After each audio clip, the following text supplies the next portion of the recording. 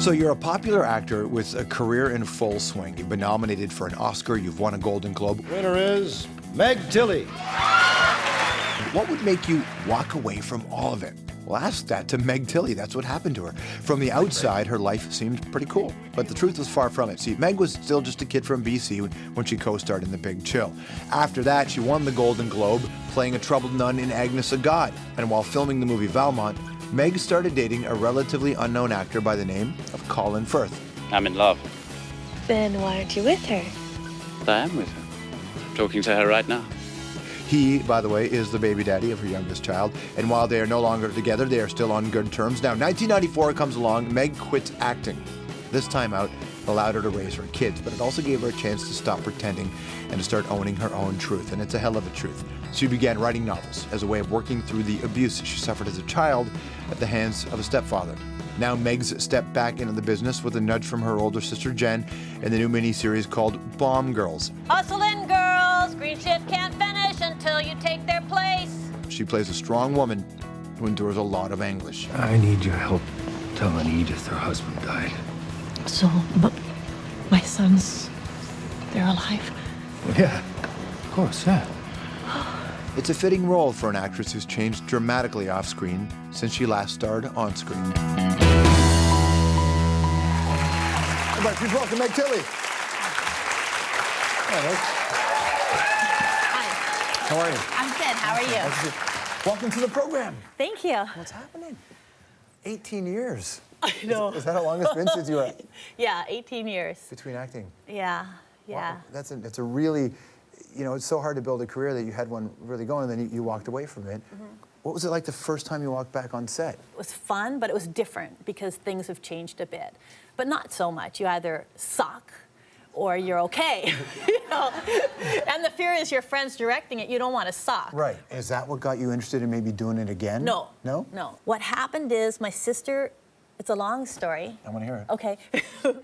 My sisters came for Christmas. That was this last Christmas. And we opened our presents, and then they left, and everybody went to bed, and it was around close to midnight, which is kind of magical. And I went to turn off the Christmas tree lights under the tree with, you know how at Christmas the leaves start falling and it's crackly, and you know that it's the end of the happy season.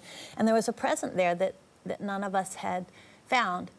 And so all of a sudden, my heart starts like, a present, because when we were kids, we didn't get many presents. So it was like, and I didn't know if it was for me, but then I pull it out, and the lights are twinkling, and it's my name on it, and it's my sister, from my sister Jenny. It said, "Love, Jenny." So I'm like, so then I took it to my writing room, and I unwrapped it really carefully, and I took off the lid, and there was a bracelet inside, and it said on the bracelet, "It's never too late to be what you might have been."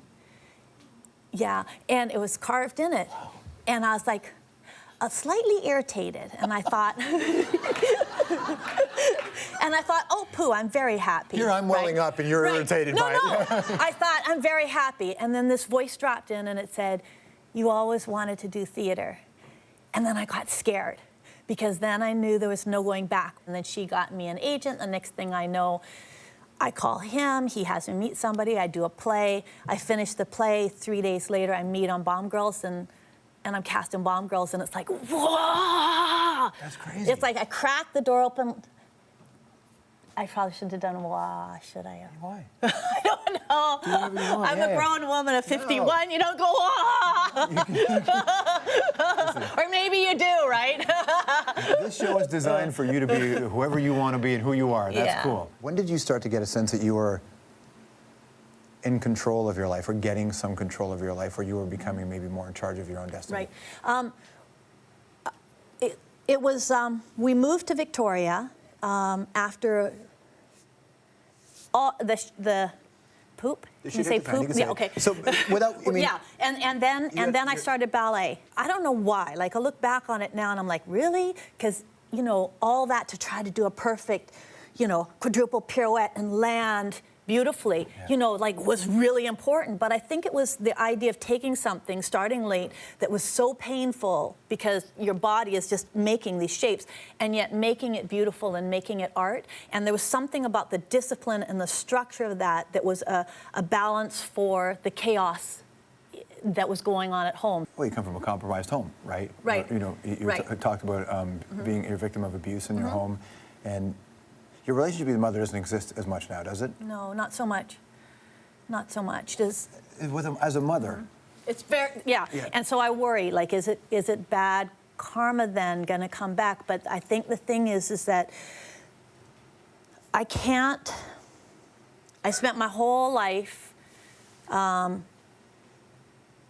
doing the public line, and then when I hit my mid-40s, I'm like, no more. I'm standing strong in my skin. Who I am is who I am. I'm not ashamed of my past, whereas a lot of times I was trying to hide it. But I thought, no, stand tall in it, because you'll give other people the courage to know you can go on and do whatever you like, or that they aren't alone. When you think 51% of all girls in Canada are sexually assaulted before they reach the age of 18, and, you know, a third of all men, it's like the numbers are astronomical, and people feel so alone. So if you look at a group of people and you say, okay, well, half the women and one, you know, then it's like, so it's not our shame to carry. Right.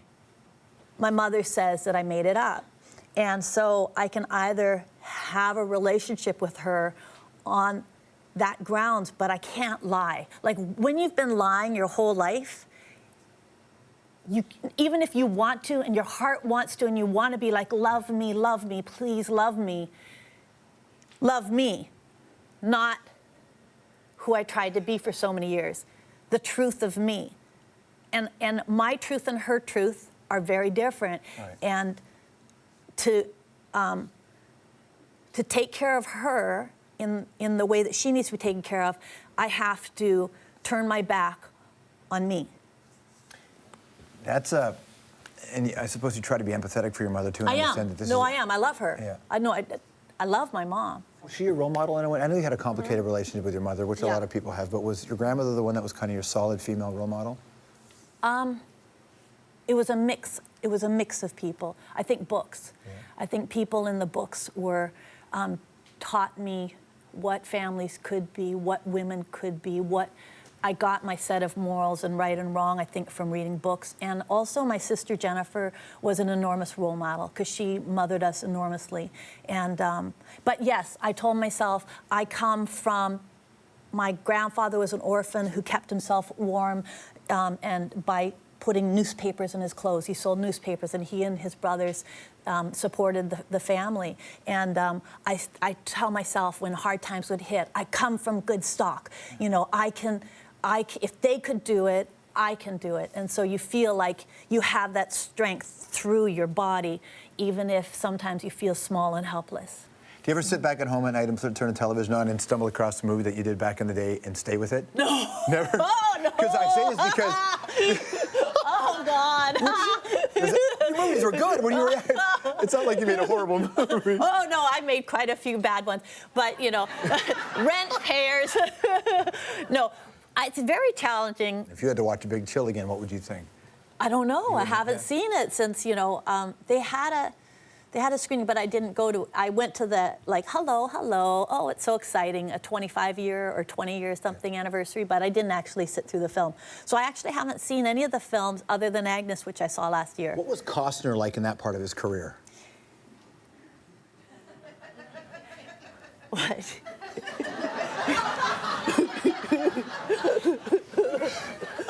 That's the best answer ever. He was, okay, he was very sweet. Actually, I had a little bit of not a history, not like a history, but I knew there was a time when everybody was talking about, everybody had gotten a blanket. It was very ugly, well, no, it wasn't an ugly blanket. It was a very plain blanket. But it was wool. Okay, I thought it was kind of ugly. But I really appreciate Marcia Nassiter and those people for pitching in to give the main cast members a blanket. But I remember coming and everybody's like, ooh, I got my blanket, I got my gift. Did you get your gift? And they were all like doing my gift. And I could see Kevin getting smaller and smaller. And then all of a sudden, we were at a party, they all had lots of parties. He goes, F you, whatever, you know. Someday I'm going to be bigger than all of you. And he said it, but he said it with like such intent. I got this like shiver inside, like, whoa, like they were hurting his feelings. And I also felt like, you know, like that voice which said, you've always wanted to do theater, and I knew my life was going to change. Just like, I got that, and I knew that someday he would be bigger than everybody. I knew it at that moment, but the way he looked, and that was a side of Kevin he didn't really show, because he was very amiable and friendly and nice, and he is very amiable, friendly, and nice, and there's nothing wrong with having ambitions. Right. But for that moment, nobody saw it, but I got like, whoa. Stick around, more with Meg right after this.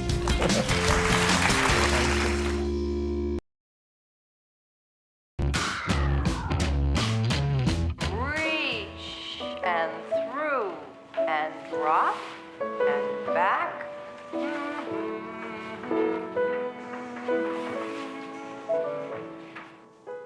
There you are, way in the back there. That's fame. You know what? The weird thing is that's the film that I let my kids watch. And I'm like, that's my arm! That's what I like! Wait, freeze the frame! And that's the one I'm excited about, because it was so exciting. It was amazing. I remember Jenny and I going to LA, and I went to LA and seeing it for the first time. It was fun. Are you as good a poker player? No, I suck. Jenny's a killer Jenny player. kills. Yeah, I watched her play and went, this is out of this world, how good. She is so good. Where'd she learn that?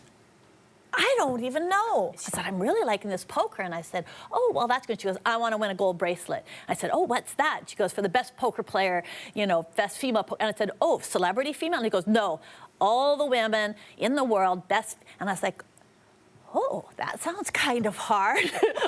I said, well, and then I thought about it. I thought, what's the odds of us two scruffy kids who had like ratted hair and, you know, running barefoot and hungry and eating squirrel becoming famous movie stars? What's the odds of that? Eating squirrel. Yeah, whatever we could kill, we ate. We were hungry. There was a period where we were hungry. My mom wasn't working, and my stepdad, you know, hurt his shoulder, so he wasn't painting. So yeah, we learned how to shoot guns. But I couldn't. I was the best shot, but I couldn't actually get dinner. Right. Even though you got paid a whole $1. If you got like a deer or something, and we had a pet deer, so was really hard. But my brother was really good at it. So here you guys are become superstars in I know. Hollywood. I remember once somebody was flying to New York, and Jenny and I had to go, and they're like, "Oh, you can have a ride on our plane." We're like, okay. So we're there, and they drive us up to the thing, and I said to Jenny, you know, on the limo on the way over, she said, I saw a dead squirrel by the side of the road.